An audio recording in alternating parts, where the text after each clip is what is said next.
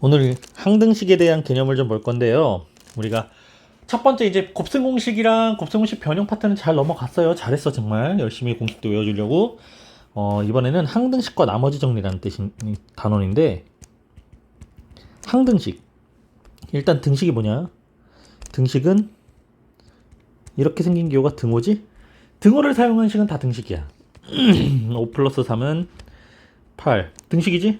등호 사용됐으니까 3 더하기 2는 9. 이것도 등식이에요. 등호가 사용됐으니까.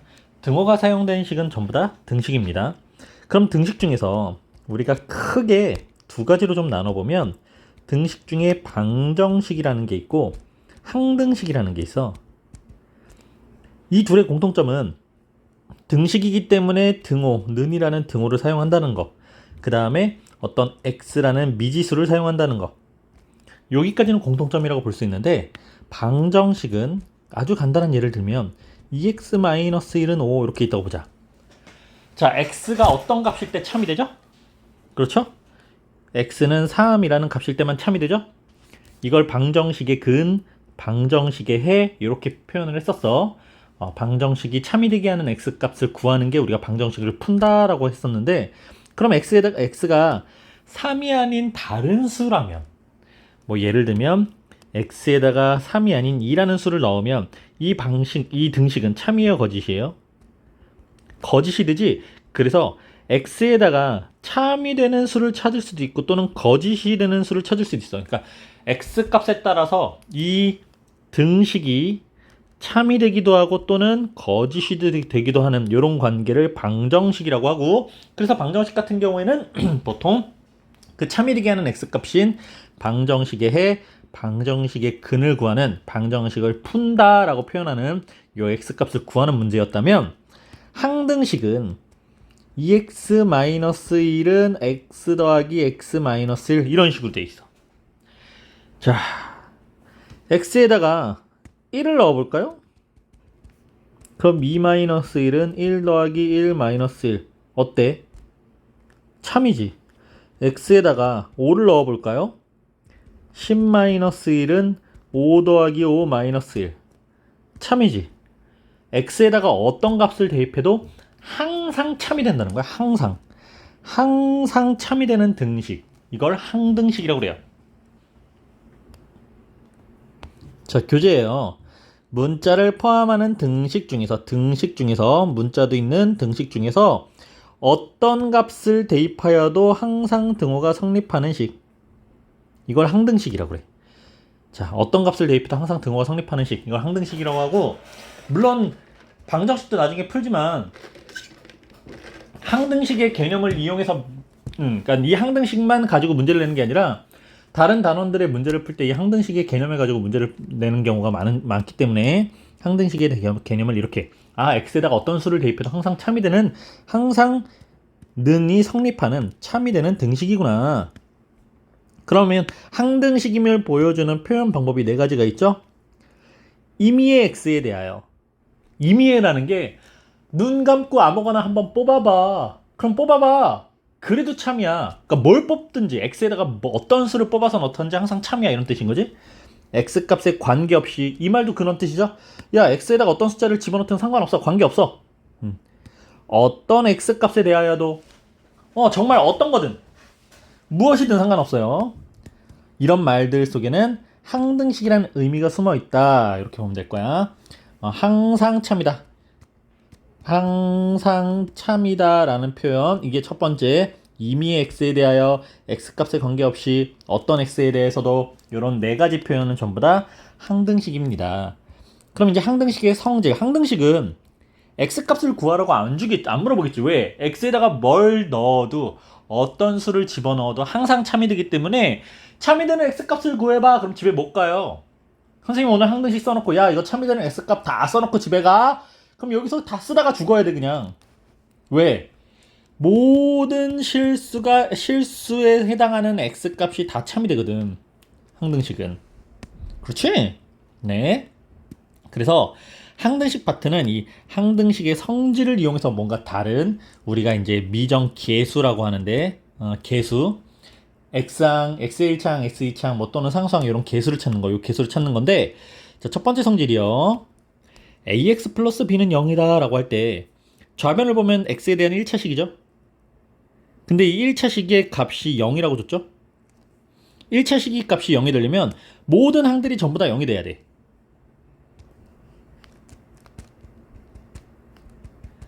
모든 항들이 어떤 항? x의 1창, 1창의 개수인 a가 0이 돼야 되고 상수항인 b가 0이 돼야 돼요. 그럼 2차식 볼까? ax제곱 플러스 bx 플러스 c는 0이라는 2차식도 만약에 이게 항등식이라면 자, 는 0, 자, 결과는 0이야. 그치? 결과가 0이려면 모든 항의 개수들 2차항 개수인 a가 0이어야 되고 1차항의 개수인 b가 0이어야 되고 상수항인 c도 0이어야 돼요. 모두 다 0이 돼야 돼요. 자, 이 내용이에요. 두 번째, 또는 좌변과 우변에 이렇게 둘 다 각각의 어떤 식이 주어졌을 때 좌변은 ax 플러스 b라는 식이 주어질 거고 우변은 cx 플러스 d라고 이렇게 둘이 1차식에 있다고 보자. 근데 둘이 항등식이래. 그럼 끼리끼리 같아야 되는 거야. 1차항 개수인 a와 1차항 개수인 c가 서로 같아야 돼요. 그럼 또 누구랑 누구? 상수항인 b와 상수항인 d가 서로 같아야 돼요. 이렇게 같아지면 이 식은 항등식이다. 그러니까 좌변과 우변에 해당하는 각 개수끼리 2차항끼리 같아야 돼요. 1차항끼리도 같아야 돼요. 그리고 상수항인 c와 c-끼리도 서로 같아야 돼요. 네. 그럼 이제 풀어보면 되겠죠? 같으면 항등식, 같지 않으면 방정식인 거야. 그래서 이 항등식에서 미지수의 개수를 결정해봐. 그 개수를 찾으라고 이제 문제를 주는 거야. 이게 미정개수법이라고 하는데 이게 막 말이 되게 어려운 것 같지만 실은 개수법. 자, 개수를 찾는 방법이야. 각각의 개수를 찾는 방법이에요. 이 미정이 아직 정해지지 않았어. 이걸 미정계수라고 그래. 자, 이 미정계수라는 표현을 잘 기억해 둡시다. 고등수학에서 미정계수 어쩌고저쩌고라는 파트가 나오면 이런 건 학교 시험에선 다 되게 잘 나오는 유형이구나 이렇게 받아들여야 돼요. 미정계수. 아직 정해지지 않은 개수이기 때문에 그 개수를 니네가 정해봐. 이 식에 어울리는 개수를 한번 찾아봐. 이런 뜻인데 이 미정계수법, 그러니까 개수를 찾는 방법이 두 가지 방법이 있어요. 개수 비교법, 말 그대로 개수를 직접 비교해 주는 방법. 그러니까 양변에서 각 동량의 개수, 2차항은 2차항, 1차항은 1차항, 상수항은 상수항 이렇게 끼리끼리 동량끼리 개수가 같다라는 걸 이용해서 미정계수를 찾는 방법이에요. 자, 미정계수법으로 한번 먼저 54번 문제를 선생님이 풀어볼 건데 개수비교법. 미정계수법 중에 첫 번째 방법인 개수비교법을 이용하는 겁니다. 자, 개수비교법은요. 지금 좌변엔 3x 플러스 2라고 되어 있고 우변은 a 플러스 1의 x 더하기 b 마이너스 1이라고 되어 있는데 자, 얘들아 여기 문제를 보면 다음 등식이 x에 대한 항등식이 되도록 뭐라고? x에 대한 항등식이 되도록 다시 한번 그만 x에 대한 항등식이 돼야 돼. 그러니까 x라는 문자에 대한 항등식이라는 거야. 그럼 여기서는 x만 문자예요. 우리가 이걸 x만 변수라고 해요. 문자. 그럼 여기서 a나 b는 문자예요? 아니에요. 상수예요. 상수. 숫자가 들어갈 자리예요. 그러면 좌변과 우변 식을 좀 정리해보자. 1차항 상수항이지? 우변은 이거 문자야? 아니야. a 플러스 1이라는 상수야.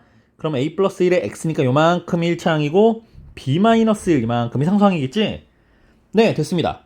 1차항의 개수인 3은 1차항의 개수인 a 플러스 1과 같아야 돼요.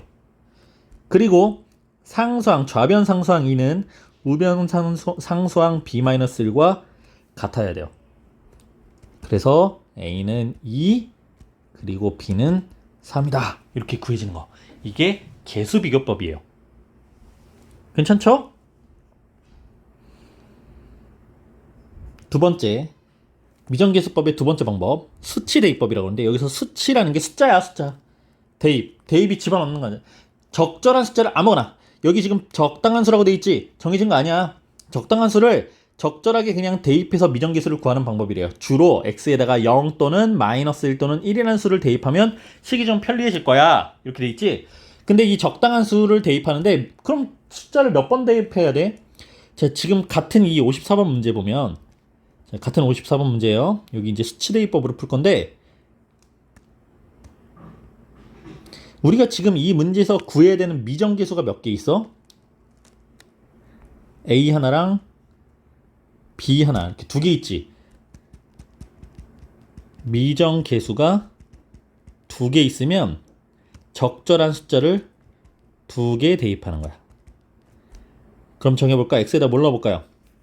첫 번째 x에다가 0을 넣어보고, 두 번째 x에다가 1을 한번 넣어볼까? 자, 넣어보자. x에다가 0을 넣을 거야. 그러면 0 플러스 2는 a 플러스 1 곱하기 0 더하기 b 마이너스 1. 물론 이제 0 생략해서 안 써도 되겠지. 요거는 다 생략하고 안 써도 돼요. 그럼 2는 b 마이너스 1이야. 즉 b는 3이야. 이렇게 3이 나왔어. 그럼 b를 3이라고 구했으니까 b 자리에다가 3이라고 다시 써놓고, 3x 플러스 2는 a 플러스 1의 x 더하기 b가 3이니까 3 마이너스 1은 2죠. 그리고 두 번째 x에다가 1을 대입하는 거예요. 자, x에다가 1을 대입하면 3 플러스 2는 a 플러스 1 곱하기 1이니까 1 생략하고 더하기 5는 a 플러스 3이다. 그래서 a는 플러스 2야. 이렇게 a와 b 값을 구해줄 수 있겠죠. a가 2, b가 3 똑같이 나왔니? 혹시? 여기 내가 위에 답 지웠구나. 예. 그렇게 해서 계수비교법과 수치대입법을 사용하는 건데, 지금 요 페이지 같은 경우에는 같은 항등식이지만 전부 다 계수비교법과 수치대입법 이 두 가지 방법으로 모두 문제를 한번 풀어봤으면 좋겠습니다. 네, 풀어봐야 그 다음에, 물론 요 뒷페이지도 마찬가지예요. 두 가지 방법을 모두 사용해보세요. 모두 사용하다 보면 식이 전개가 간단하게 될 때, 이때는 계수비교법을 하는 게 좋아. 예를 들면 방금 이런 문제는 요게 그냥 1차항과 상상으로 전개가 되어 있는 거지, 동량으로. 그러니까 이런 문제는 뭐가 편해요? 계수비교법이 편해요. 근데 2번 잠깐 오른쪽 가볼까? 자, 3번 문제 보면 x제곱 플러스 x 플러스 2라고 이렇게 2차식이 있지. 그리고 2차식, 여기도 분명히 2차식일 건데, 지금 괄호 안에 x 마이너스 1이라는 x에 대한 식이 지금 괄호 안에 딱 들어가서 정리가 돼 있을 때, 이거는 정리가 안 된 거야, 동량끼리. 그럼 괄호를 다 풀어줘야 돼. 우변을 다 전개해서 2차항, 1차항 상수항 걸로 다 정리해야 돼. 그래서 이렇게 정리하는 게 조금 복잡할 때, 그러니까 빨리 하기 쉽지 않게끔 되어 있을 때, 이럴 때는 실은 계수비교법보다는 수치대입법을 이용하는 게 훨씬 더 간단해집니다. 네, 그래서 이렇게 전개가 편리한 경우에는 계수비교법을 보통 쓰고요. 식에 전개하기가 좀 복잡해. 그래서 숫자를 그냥 집어넣자 이럴 때는 수치대입법을 쓰는 게 편한데, 결국엔 간단한 식은 안 줄 거예요. 학교 시험에서 나중에는. 수치대입법, 대체적으로 수치대입법을 이용해서 문제를 풀게 될 겁니다. 아무튼 우리는 오늘 계수비교법, 수치대입법을, 지금은 고등과정을 미리 한번 달려보는 거기 때문에 수치대입법과 계수비교법을 모두 이용해서 한번 몸에 익숙해지도록 이 두 페이지를 풀어보도록 하겠습니다.